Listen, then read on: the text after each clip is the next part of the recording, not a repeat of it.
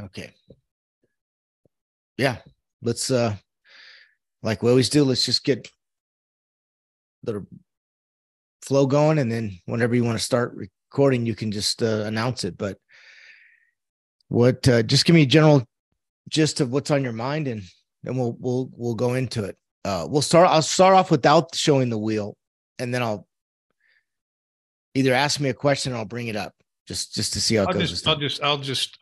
I'll begin by just sharing the topic, and the topic of the professional landscape, and probably bring in the involvement of AI in that professional landscape, because it's all the rage right now. And then Jim, let's put it in the context of our framework, and then you can pop the wheel up. Okay. So yeah, and then I'll do a description too. Just kind of set me up to do description, but we can both do our own version of the wheel, right? Because okay. It gives us some balance. You've done it a couple of times, and I'll come in on it too, of the evolution of that and how we feel that ties in. But the main, let's just say, category is going to be profession. Just going to looking for a little heads up as far as things I can prepare for in my mind. Profession, and then from there, yeah, I like your idea of using a headline of what's going on in the world today, as far as could be tech layoffs, could be AI will tie into this eventually. What are in the professional world right now? What do you see some pain points, or what? Yeah, I think the whole professional landscape's flipped upside down. I think the way to find work and the way to hire people is just blown up. And as a result of all you got to do is get on a platform like LinkedIn, and you can see people sending out hundreds of resumes and hundreds of thousands of people looking for work, and different techniques that are failing. And I think a lot of it has to do with the fact that, when we wanted to find work 20, 30 years ago, you picked up the phone and you called somebody, and now you're like throwing a faceless piece of paper at a faceless black hole, and feedback is non-existent. And if there's feedback, it's shitty feedback. It's meaningless. It's copy. It's unfortunate. We're sad to inform you that you just weren't qualified for our position, and we wish you the best of luck. Like, what do you do with that? Yeah, Mark, you really touched on some really important pain points, because you're getting turned down for a job that you never even had a chance to have a conversation with somebody, right? So maybe to your point earlier, there was a time you get an introduction to somebody, you have a quick conversation on a telephone. If it sounds like there was a fit, then at that point, you go and meet with that person and you get to know them. And that's been completely removed. I find this not just for jobs, but just in general. That's been difficult, because, I, like a lot of people, you get a lot out of meeting with somebody. You learn about them. You get a better overall understanding of what's going on by visiting a location or a business. Well, that doesn't exist. I mean, there's many jobs where you never even get to physically meet the person you're working for years, maybe never, right? I remember you said to me a couple of months ago, what is with people, man? They don't even return phone calls. Yeah. Yeah. So I think that's where we go, dude. I think let me begin, and then I'll pass the wheel back to you. You can give the wheel context, and then you can pass the conversation back to me, and we'll back and forth it. Okay. Yeah. Just let's get started. Yeah. So you want to begin with the wheel or no? Just I'm going to bring it in. Okay. You start talking, and then I'll bring it in, because they can see our face first. We'll bring the wheel in. We'll talk a little bit about it, bring it out, and we'll end it. I think it's better for us to have our faces on the screen more than the wheel. Absolutely. Yeah. Let's get the wheel off as soon as we're done with the wheel. Right. We'll bring it. Then you start bring with it off. In. We'll bring it in, and then we'll bring it back off, and that's it. Yeah. And you can bring it in whenever you want, Okay. And I might even ask you to pop it up again, depending on what we're talking about. Yeah. Yeah. But yeah. So you've reached the Imperfect Men's Club podcast, and this is season 2. And a little bit of context for season 2. My colleague Jim and I, we decided this season that we were gonna have a very specific structure around which we could talk, and that structure we call our flywheel. And Jim will get into the detail of that a little bit, as will I. Today we're going to talk about the current employment landscape, and this falls into our professional category, professions category, is one of the 5 spokes on this wheel of which I speak. We really find this wheel helpful, and because it really sums up kind of what we as imperfect men are all about, right? At the center, it's ourselves, self, right? Self-alignment, self-awareness, self-confidence, self-worth. At the core, how self-aligned are we? How self-aware are we? And everything kind of goes from there. And as you can see on the screen, if you're watching this on video, those first 5 concentric areas around the core self are profession, money, health, relationships with others, and worldview. And like I said, today we're going to talk about what's going on in the hiring and finding work landscape. And we're probably going to sneak in some artificial intelligence and its impact in that landscape, because it's a real thing. And if you're not paying attention to it, we collectively believe you probably should be. So Jim, what are your thoughts? Well, my thoughts are, like you said, what I like about our season 2 is that we've created some framework, some structure. And this was an evolution of just one of our actual meeting when I visited you in Florida. So for those who don't know, I'm in California, Mark's in Florida. So we met, was it last year, maybe the year before last, and did a whiteboard day. And we realized these topics, they have some structure, but there's this, we have a tendency to separate our lives into these 5 categories, whether we're aware of it or not. And the center, it all starts with ourself. And we refer to that as a self-alignment, and how that aligns to these other areas in our life that are always going on. So I think I mentioned to you before, I'm dyslexic. And as being a dyslexic, what that means is, I learned this later on in life, things are visual. Average person sees like 300 images per second. We see like 1,300 images per second. So for me, having visuals makes it much easier to explain the conversation, or also the thing about dyslexics is we think in concepts. So that's why writing and things like that's very difficult, because it's just a bunch of letters jumping around. But when you have a visual, there's this alignment, and it makes it easier. So part of this is, like a lot of things, as an inventor, you invent things for yourself to solve your problems. And then of course, the Mark and I, really complement one another in terms of describing how this works. And we have our different opinions, but at the same time, it gives a broad a view from 2 different perspectives. But yeah, let's talk about profession, because as a man, if I was to go through this framework, and I'll do it just briefly, because every time we get something out of it, but these are the 5 conversations I think as a human being, but particularly as a man. And it's our relationship with money, and it usually falls in those 2 categories: scarcity, abundance. Our alignment and relationship with our health, our mental health, our physical health, very related to one another. Our alignment and our relationship with others, and we put that into 2 categories: women and men. Women being typically our mothers, our girlfriends, our wives, our sisters, aunts, whatever that is. And then our worldview, which often falls into politics and other things, how we view the world based on our childhood and how we were growing up. And then our profession, which as a man really defines our self-worth, whether again, we're aware of it or not. So then we have these outer layers that also play into it. And we just broke those up into subcategories. So today we're going to talk about profession. And we also break this up into 2 groups. Mark and I have both been self-employed, or other way I refer to it as not employable. That's why it's a choice, but it also at a certain point, I couldn't be hired. I wouldn't last a half a day in a traditional corporate world of today. So I've been an entrepreneur most of my life, and then of course, if you are an employee, things have changed, right, Mark, in terms of how you find a job, especially if you're a man at this stage in your life. Work world has really changed. And so let's talk about what it's like to be looking for a job or starting a new career at this stage in our lives. Yeah, thanks, Jim. I think one of the things that jumped into my head a long time ago when I first started to become an entrepreneur, it was, I don't know who it was, but somebody said to me, because I wasn't really good at following rules, dude, if you were in the military, you'd have done a shitload of push-ups. And so, that's that kind of stuck with me for a long time. Non-employable, whatever you want to call it.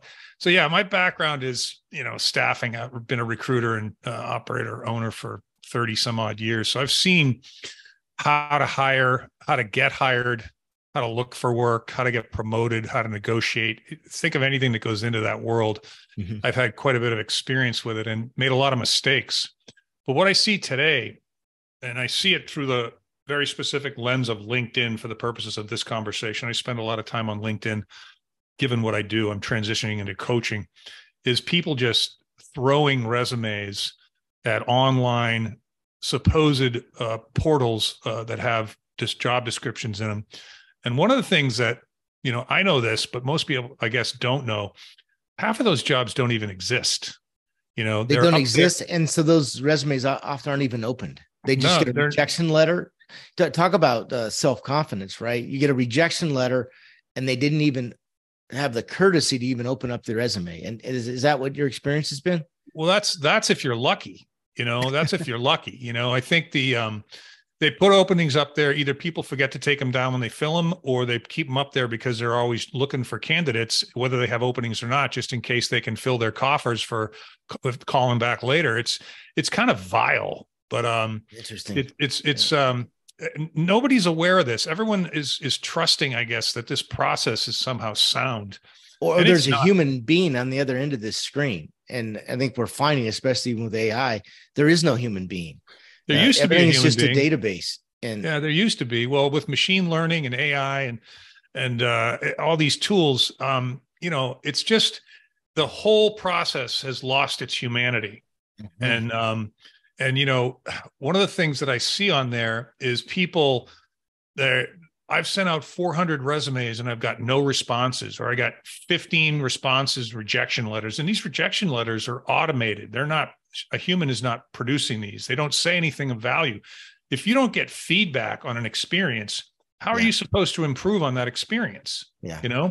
So yeah, there's a whole lot of, and if you throw artificial intelligence into the whole thing, now we have to step back and say, well, am I even dealing with a human? That could be a candidate just as easily as it could be an opening or a hiring manager, So, Jim, I don't know when the last time you looked for a job was, probably when you got out of high school, but it's the same is true in the entrepreneurial world, though. And we were talking about this the other day when you said to me, man, what's up with people? They're not even returning my phone calls. Yeah. Like, what's happening? So I don't know. I think what I'm trying to do now is put some humanity down back into the process. And it's challenging. It really is challenging, because on top of it, with the tech layoffs, you've got hundreds of thousands of people out there looking for work, and it's created this for jobs, in your opinion, that may not even exist right now. May not even exist. Yeah. Yeah. It's high volume, high transaction, low quality, no humanity. That's what the process is. There's a level of cruelty to that. If you think about it, right? You're asking a person, a human being, to do something that is impossible to achieve a positive outcome from. It's kind of fucked up if you think about that too. I like the word you used, humanity. This person obviously is not probably in the best position of, we're talking about confidence. Imagine anybody's looking for a job, their confidence, you would probably agree, it's not at its highest level, right? It's already questioned. And then you have think of the emotional spectrum. If you could put yourself in the shoes of someone who's been working for a company for 7 years, maybe that's all they've ever known. And one day they get this email, not even not a handshake, not a phone call, not a face. It's like, sorry to inform you that your position has been eliminated. Yeah. And they never get any more than that. I talked to a friend of mine a couple months ago now. I hadn't talked to him in 25 years, a college buddy of mine. And I can't remember how we reconnected, probably on LinkedIn. Mm-hmm. And I talked to him about his story. He was like, I've been with these guys for 4 years. I've been in this business for 25 years. My track record is stellar. And one day, the day after I got a 13% bonus at the end of the year, I was escorted to the curb with a box of stuff from my office to wait for my wife to come pick me up, who was 45 minutes away. And I never had anybody, and I was at a director level. And I thought to myself, well, that's fucked up. But again, I've heard that story before. I asked him, is this by any chance a family-owned company? And he said, how do you know? And I said, it's called nepotism. Somebody's nephew graduated from college and said he wanted your job, and they just gave it to him. And they were embarrassed about doing that, so they didn't tell you why. And I don't think he ever found out what the reason was, but I suspect that's probably the case. Yeah. And I mean, I'm going to ask you more about that. How many of these, everybody's talking about diversity, inclusion, right, and equity. If you were to guess, again, it's just there's no right or wrong answer, but in terms of discrimination for age or color. You know, I would have to. So I look at it this way, Jim. I look at it. There's the world of discrimination. Like, I care what you look like. Yeah. I care what religion you are. I care how old you are. I care what your gender is. And then there's this whole other world of like rational people that, like, I just want to be nice and kind to everybody, but I'm going to hold you accountable, and I'm going to judge you on the merits of your experience and your ability to bring these metrics in, right? But I'm going to do that in a humanitarian fashion. I'm not just going to be a dick about it. And if I need 13 of these and you only get 12, you're fired. No, that's not what I'm talking about. I understand context. But over here, if all you're doing is evaluating to meet specific percentages or ratios by skin color, gender, ethnicity, whatever, there's no sustainability to that. That's a freight train running into a brick wall. And it, very simply put, this is not a discriminatory. I'm talking about math. I'm talking about human behavior. So if you bring people in simply for a non-merit-based quality that has nothing to do with the job, what happens when you take your kid to the doctor? Do you want the best doctor, or do you want the diversity, equity, and inclusivity doctor, right? What about an airline pilot, right? Do you want to get on the plane with the best pilot, or the one that snuck in because he had a particular skin color or a penis or no penis? You know, what about a lawyer defending you in a murder trial where your life is at stake? Yeah. So people they won't go there. The DEI people won't go there because that totally breaks down their argument, right? Yeah. It's scary for them to go there. They're talking about the 7-Eleven clerk or the gas station attendant. And with all due respect, honest employment is honest employment. If you go to work and make an honest dollar, I have admiration for you. Okay. But this is a really, really, really sticky place. It's a slippery slope too. I personally believe that any company or any organization should have the ability to hire whoever they want and not hire whoever they want. That's right. But to force them on somebody, whether it's the color of your skin or your age or else, look, at the market should determine what you hire, not somebody in HR or a policy from our federal government. Like you said, in a free market, in a capitalistic market. Yeah, for sure. Yeah. Sure. But somehow that's being so twisted around. Nobody knows who's on first right now. And well, Jim, let me ask you this. You've told me a couple of times in when we talked about your career, among other things, there was an extended period of time where you were the #1 sales rep in the region, company, country. Yeah. Most of my career, I was, either the #1 or in the top of whatever that was. I bring into your company, I'm a DEI consultant from one of the big 6 firms, and your company decides we got to get on the DEI map. We got to, because everybody's going to complain if we don't have these metrics in place, which is complete bullshit, right? If you're gonna bend over for that group, then you'll bend over for anybody. Yeah.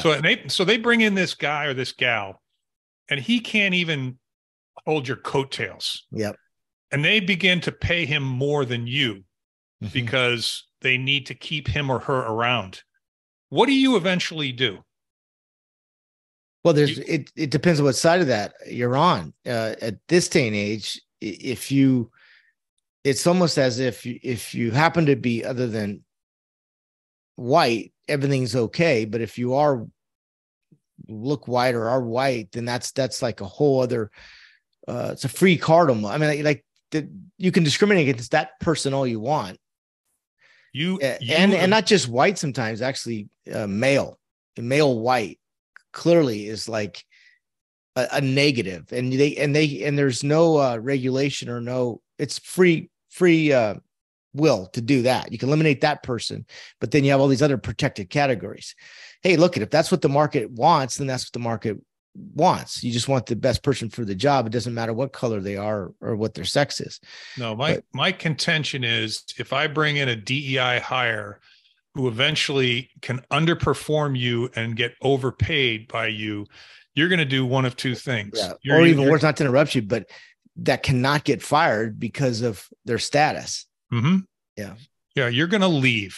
That's what you're going to do. Yeah. You're going to go do something else. You're going to start your own business, or you're going to go work for a competitor. So it actually has the opposite impact. Yeah. That's it intended to have. It's nonsense. It's nonsense. And you know what's really even more reprehensible is these people and organizations that have immediately glommed onto this initiative, and they've built divisions that are just focused on diversity, equity, and inclusion. Can you imagine being in a large corporate organization, and you had your sales meeting, you're ready to hit the road, whatever that means in today's context. And no, you can't, because we have to spend the next 3 hours in a diversity, equity, and inclusion class, because you need to understand how to interact and speak with these people of these minority inclinations. Well, what happened to the idea that these are all human beings and you should treat them all the same?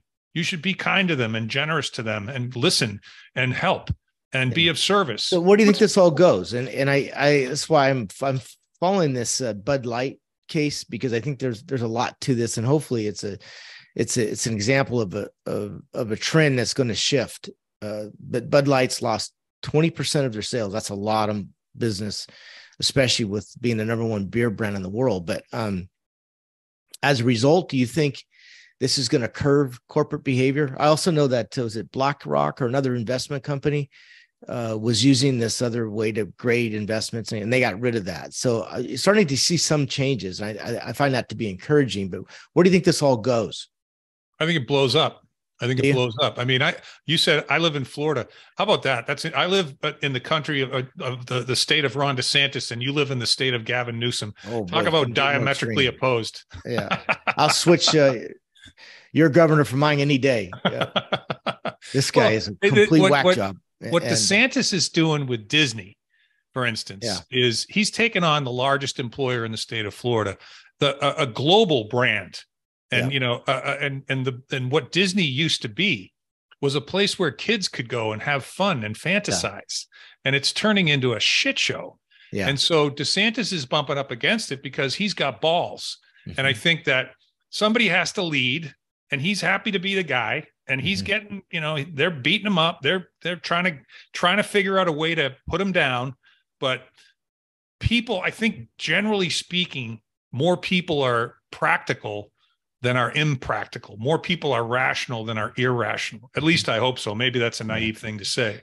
But so what advice would you give somebody that's either looking to make a move? It's kind of funny. We're both entrepreneurs, but then you give, I guess, career advice to people looking for jobs with corporations, right? Typically looking for, So I mean, I spent most of my career doing that. So one of the things I did recently, Jim, was kind of interesting. Is somebody said to me, what's the #1 biggest problem that people looking for work are having right now? Mm-hmm. And I did a little research, and I looked on Amazon in the books, who's writing about stuff, and Googled a bunch of stuff and talked to a bunch of people. And what it boiled down to, in my humble opinion, was people are having trouble getting in front of decision makers. Mm-hmm.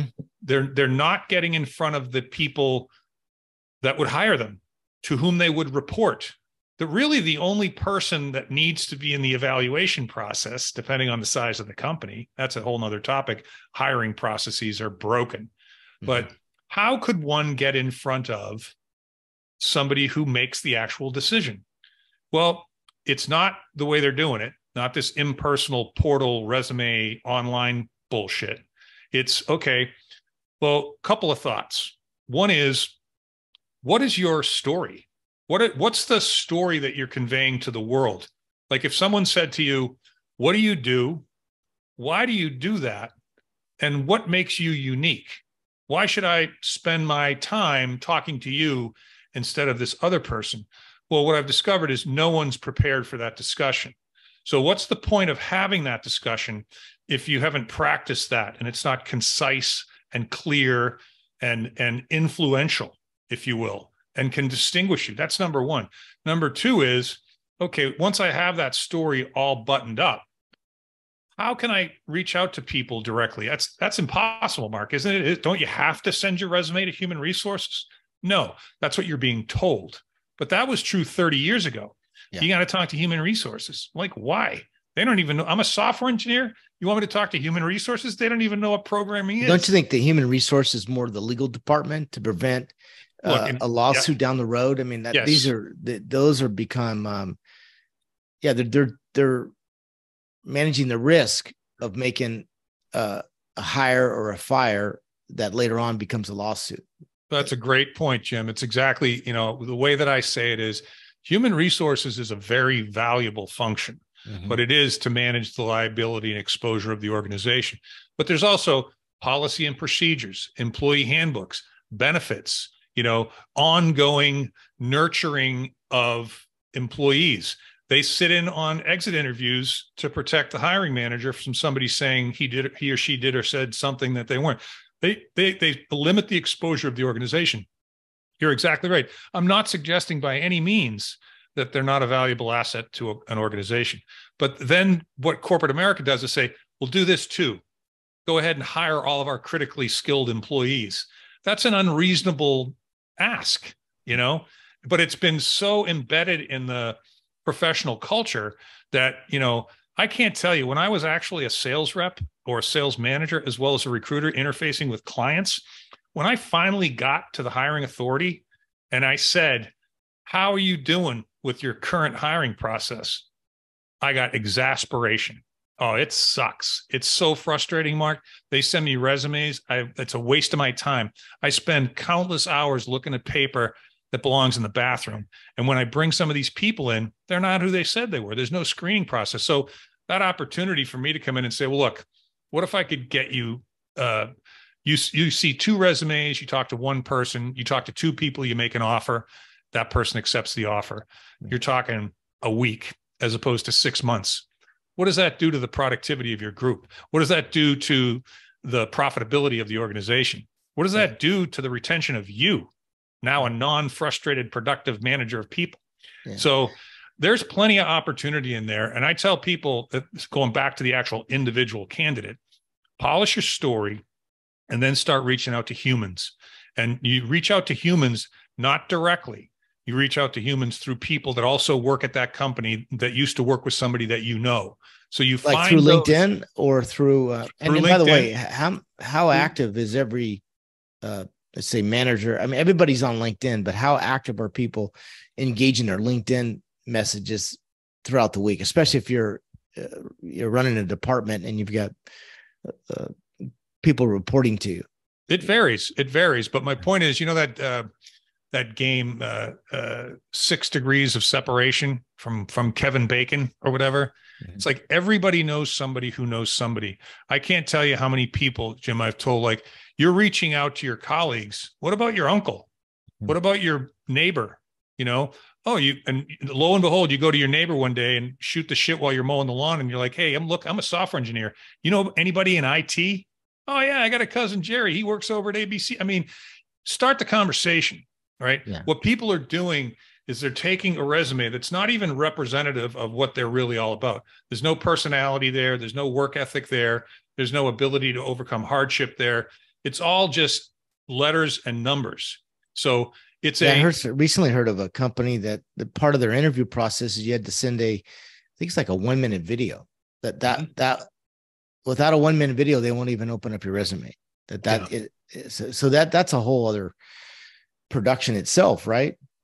Well, yeah. I mean, I think video is something, it's just like AI. I mean, it's something that if you're not in it yet, start playing around with it, get familiar with it. It's video. They've been doing video interviews for 10, 15 years, you know. Yeah, but not even live videos. As in, you want to apply for the job, send us your resume and attach a 1-minute video of you talking about yourself or whatever it is, and then they'll take that and decide whether you'd even get the interview, which may not be a bad idea. I mean, if you really want to. It's better than nothing, but most people, when you turn a camera on, freeze. Well, that's what I was saying. Yeah, it's not as easy as it looks. That is a difference. Yeah. No, the point being, just think differently about what's possible. That's just step one. It's like and here's another thing, Jim, and this, I can't validate this stat, but even if it's close, 70% of the available openings right now in the United States are with companies with less than 250 employees.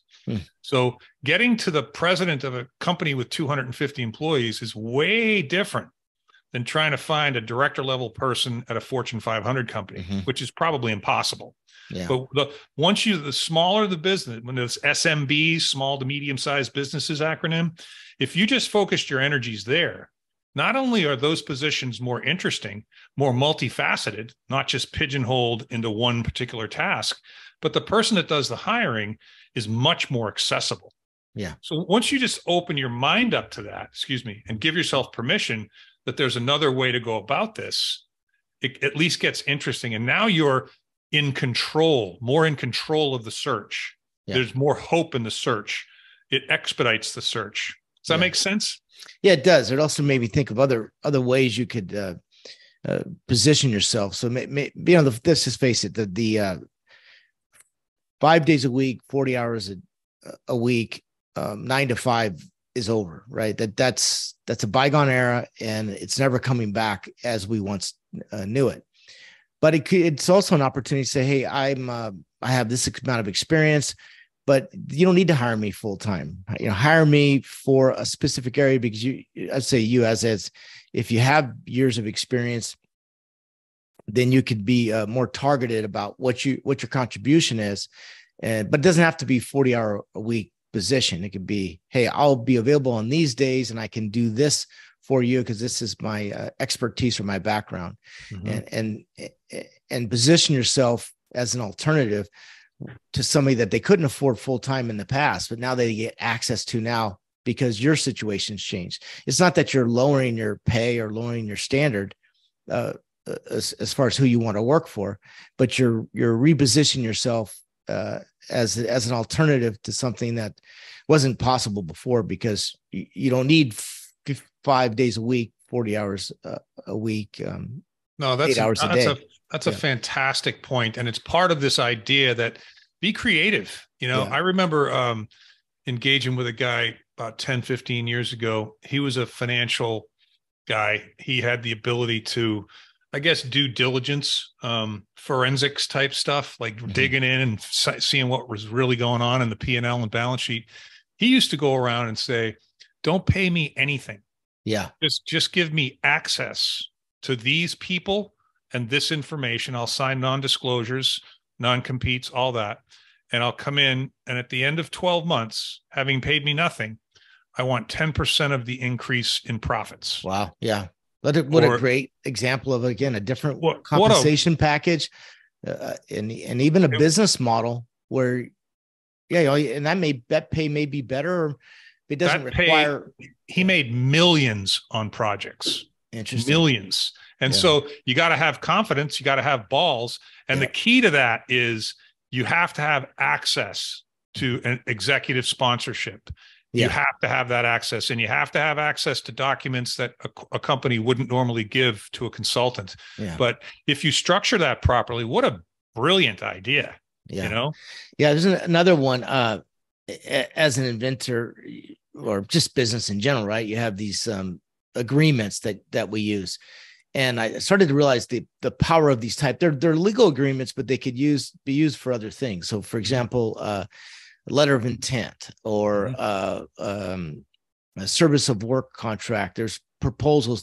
These are actually legal documents, right? And you can get them for free. There's many different resources to this, but one of the ones I've been using recently, and I like it a lot. It's called the MOU. What's a memo of understanding. Mm-hmm. And the reason I like it is because it doesn't engage you in business. There's no money involved in a MOU. Mm-hmm. It is a memo of understanding, right? A memorandum Yep. of understanding.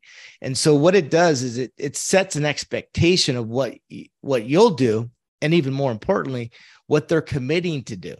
Mm-hmm. And since there's no money being exchanged, it's maybe in the better. The money could come later on a work contract or something else, but you're just saying, hey, based on our conversation, I'll provide these services in exchange. You'll provide the resources. Maybe, like you said, maybe access to a particular department, or access to some IT or some resources that that without that you couldn't accomplish the outcome that you want.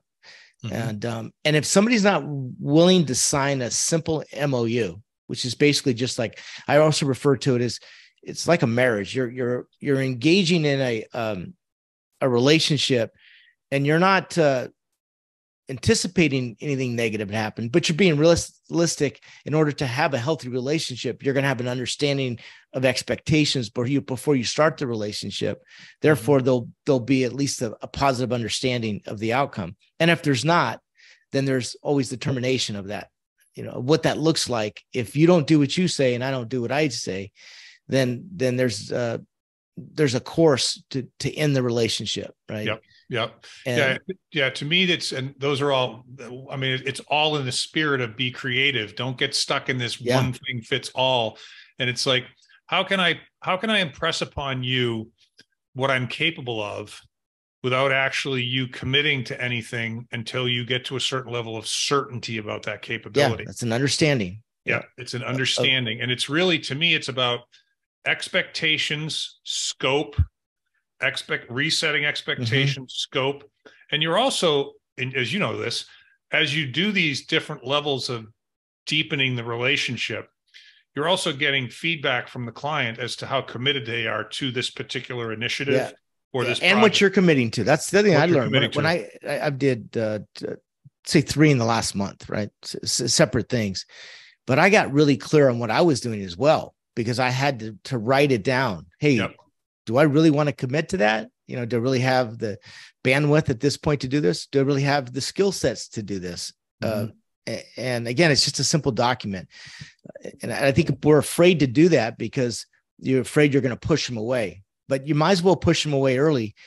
Otherwise, maybe to your earlier point, if they're not committed and they're not willing to do this, it doesn't mean it's over, but the timing's not right. Move on to somebody else, or move on and say, hey, let's circle back in a few months when maybe things change. But right now, based on our last conversation, it doesn't sound like you're ready to move forward on this. Yeah, no, it's great. I'm laughing because this is so important on so many levels. I used to teach salespeople, like, if someone's rude to you and you've done nothing to deserve the rude, you have to stop the conversation and say, pardon me, may I ask you something? I just was curious as to what I did or said that made you treat me with such disdain, because I have no idea. And I'd really like to fix that if that's possible. And people, not to interrupt you, but I have to, because what a great script. Yeah. And that's really, that's very healthy for your own mind, right? Because you're not guessing on what they're thinking. What you just said, I'm gonna listen to a transcript on that, but just sending an email like that, or asking somebody, and then say, look, I just want to know, and you'll learn a lot about the person. And you never know how they'll come back, right? No, the finish to that, it's a shit or get off the pot thing. It's like, 90% of the time, what you're going to get is some sort of an apology, because something's going on in that person's life that has nothing to do with you, and you just caught them at a bad time. And they'll tell you. And those relationships sometimes turn into the deepest relationships because it gets personal like that. Yeah. The other 10% of the time, they're just being an asshole, and you want the assholes out of your life as soon as possible. Yeah, that's a great, yeah. And I think also, just again, both us being in sales for all these years, sales is as much about the timing of it is. Not everybody's ready to buy when you're ready to sell. So, and that's hard, because especially if you have a quota or you have pressure to get something done. But like you said, you can always loop back another time. Maybe the timing's right then, but Yeah, and I think just know what you're dealing with as soon as you possibly can, I guess, to sum it up. But I think I want to segue into this artificial intelligence as it pertains to, which jobs is this going to eliminate? Which jobs is this going to change? And I'm not an AI expert. I'm not an expert at all. I don't know anything. I played around with the ChatGPT interface a little bit. You and I have talked about it. You can see the opportunities, particularly for someone like yourself who's dyslexic. This is a game changer. Yeah, it is a game changer. And I am doing an AI project. It's a computer vision project and I have a team in Europe, and we're well down the road of using this technology for. I think we'll talk about AI in general, but you're right. I'm really glad you brought up the benefits of AI. There's, like everything in life, there's upsides and downsides, but I see AI as a real game changer. And in terms of tools that were just not available to everybody, mainly writing skills. Writing is very difficult for me to write things, just the way my brain works, right? But if you've ever played around with it yet, but you can talk into an app, and it'll summarize things. It'll correct all the spelling, the punctuation, all those different things that take a lot of work for some people. So it's a real equalizer. And in terms of new opportunities, I really think it's limitless. I'm not afraid of it as much as some people are. I think, like anything, it could do a lot of bad, because there's going to be a lot of content, a lot of bad content created, and you're not going to know whether that was a person or whether that was an AI chatbot. But at the end of the day, there has to be somebody behind the AI that can speak to that subject matter. And the prompts are as important as what it spits out. Garbage in, garbage out. So if you're knowledgeable about something and you have a thought, it's a great way to aggregate your thoughts in many different formats, whether you're pushing out an email, pushing out on a blog, a LinkedIn post. All these things that would take hours or even a staff now can be done almost instantly. And I find that very exciting. Yeah, I think, and I'm kind of in between, but I do agree with most of what you say. I think you first have to start with, what is your skill set? What do you need help with? You need help with writing. Slide right in, man. I don't need as much help with writing, except for if I could generate an 80% done for me document and then just infuse my personality into it. That might be helpful, but absolutely. But just think, you can write a piece, put it into, cut and paste it into ChatGPT, and say, hey, write a blog post on 5 topics. Now, remember, your initial idea, concepts, thoughts, whatever, they don't go away. They become even more valuable. But think how much more productive you can do, instead of you having to write all that yourself. It's your words. It's who you are. That wasn't removed from it. So yeah, I remember way back in the day, they came out with these things. They were called code generators. There was another name for them that escapes me right now, but it was like, put in some concepts and this thing will spit out code.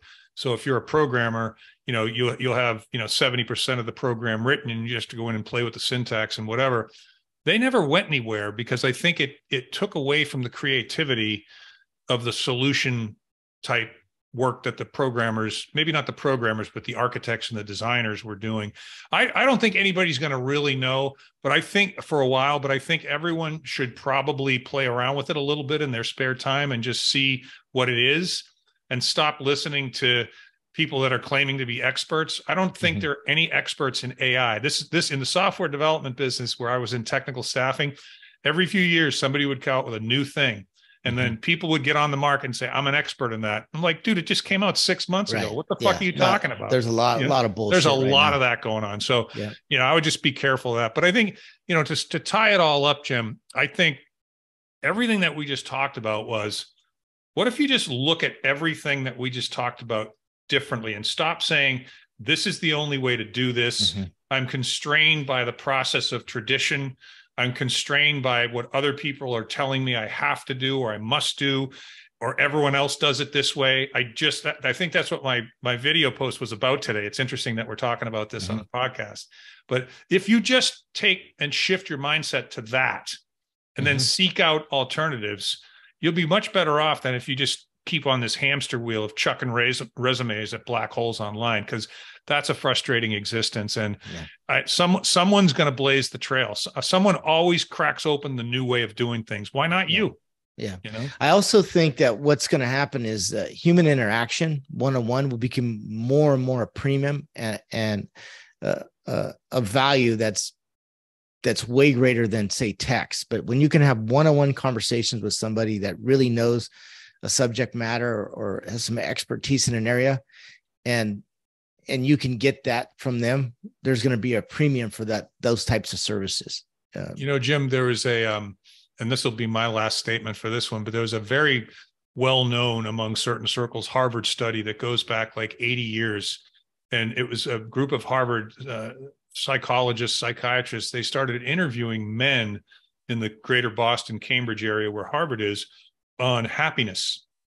I think it started back in the 30s. Mm-hmm. Yeah. So now, what makes you happy? What makes you happy? And so now, 80 years later, imagine the data that they have from those men, those men's wives, those men's sons, their children, their grandchildren, and all of the interracial mixed stuff that started happening in the 60s and 70s, where it was just white guys in the 30s. Mm-hmm. And now it's data from all different walks of life over a long period of time.